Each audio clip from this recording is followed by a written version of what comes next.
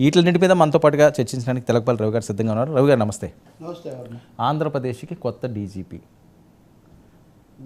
ఏ రకంగా చూడాల్సిన అవసరం ఉంది?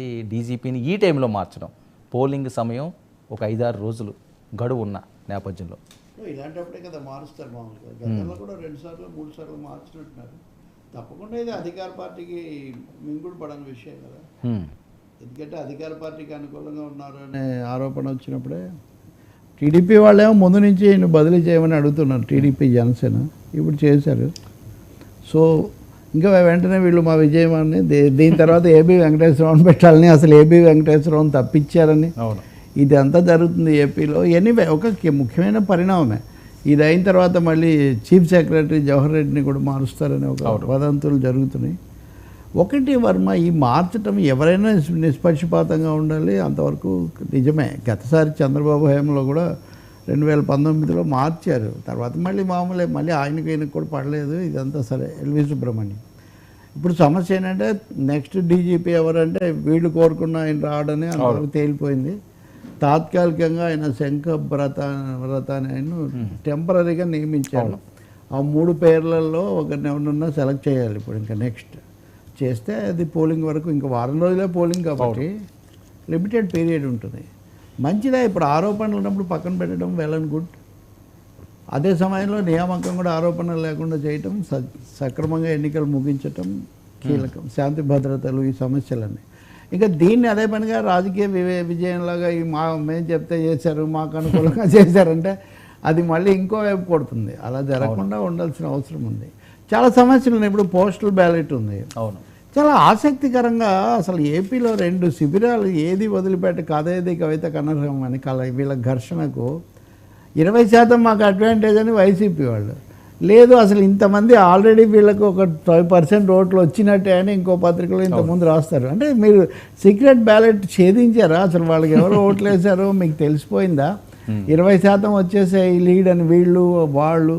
అంటే ప్రతిదాన్ని మైండ్ కండిషనింగ్, మైండ్ గేమ్ అనేది ఒకటి చాలా భారీ ఎత్తున జరుగుతున్నట్టుగా మనకు కనిపిస్తుంది. ఉద్యోగస్తులు, ఆ పనులు చేసేవాళ్ళు అనుభవం ఉంది, వాళ్ళ చదువుకున్న వాళ్ళు చేసేది ఏదో వాళ్ళు చేస్తారు కదా. కాబట్టి పోస్టల్ బ్యాలెట్లో ఏమైందంటే ఆ ట్రైనింగ్కి వచ్చినప్పుడు మీకు బ్యాలెట్ ఇస్తామన్నారు, అది జరగలేదు. ఫారం 12 ఏదో ఒకటి ఇవ్వాలి, అది లేట్ అయిందని. అందుకని ఎస్సీసీ మీనా ఆయన ఒక సదుపాయం కూడా కల్పించారు. తర్వాత అయినా మీరు మే 12 లోపల, అదైతే మంచి పనే. ఆ విధంగా చేయడం, అందరికీ కూడా పోస్టల్ బ్యాలెట్ వాడుకునే అవకాశం కల్పించడం తప్పనిసరి. ఇది రెండో విషయం. ఇంకా మూడోది, వెంటనే మీరు చీఫ్ సెక్రటరీని కూడా చేయాల్సిందే అని టీడీపీ క్యాంపు నుంచి అది జరుగుతుంది. మరి దాని మీద వాళ్ళు ఏం స్పందిస్తారో మనం చూడాలి. నిజానికి డీజీపీతో పాటు 1-2 జిల్లాల డిఎస్పీలను కూడా మార్చారు ఈరోజు. ఇక్కడ ఆసక్తికరమైనది ఏంటంటే కేంద్ర హోంమంత్రి అమిత్ షా ఇటు వచ్చాడు, ఆయన అటు పోగానే ఈయన మార్చారు అనేది ఒక నేరేటివ్. చంద్రబాబు నాయుడు, లోకేష్ల మీద ల్యాండ్ టైటిలింగ్ యాక్ట్కి సంబంధించి మీరు ఐవీఆర్ఎస్ ఫోన్ల ద్వారా ఒక దుష్ప్రచారం చేస్తున్నారు, ఎన్నికల వాతావరణాన్ని కలుషితం చేస్తున్నారు, కాబట్టి వాళ్ళ మీద చర్య తీసుకోవాలని వైసీపీ వాళ్ళు చెప్పారు, ఫిర్యాదు చేశారు.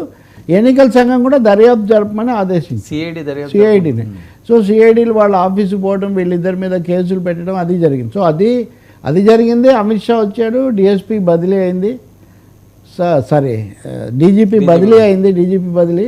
సో ఇది మాకు సక్సెస్, అమిత్ షానే ఈయన మార్పిచ్చాడు అనేది అదొక పెద్ద ప్రచారం జరుగుతుంది. సో ఏపీ రాజకీయాలు ఇవి కీలకమైన విషయాలే. ఇందులో మీరు అన్నట్టుగా ప్రధానమంత్రి ఇంకాసేపట్లో 2:30 ఏదో రాజమండ్రికి వస్తున్నారు, అక్కడ సభ పెడుతూ ఉన్నారు. ప్రధానమంత్రి ఈ విషయంలో అంత ఆసక్తిగా లేరు. ఇప్పటివరకు జగన్ను విమర్శించలేదు, చంద్రబాబును ప్రశంసించలేదు, చంద్రబాబును కలిశాను అంతవరకే అంటున్నారు. నిన్న అమిత్ షా తన సభలో చంద్రబాబు నాయుడు ఉమ్మడి రాష్ట్రాన్ని చాలా బాగా అభివృద్ధి చేశారు, జగన్ వచ్చి దాన్ని వెనక్కు కొట్టారు, ఇలాంటి ఆరోపణలు, ఇలాంటి వ్యాఖ్యలు ఆయన తీవ్రంగా తగినంత డోస్ ఇచ్చారు. దాంతోపాటు BJP type of religious agenda కూడా టీటీడీని పరిశుద్ధం చేయడము, మత మార్పిడులను మొదటిసారిగా ఈ రౌండ్లో మత మార్పిడులను అడ్డుకోవటము, ఇట్లాంటి అంశాలు కూడా ఆయన తీసుకొని వచ్చారు.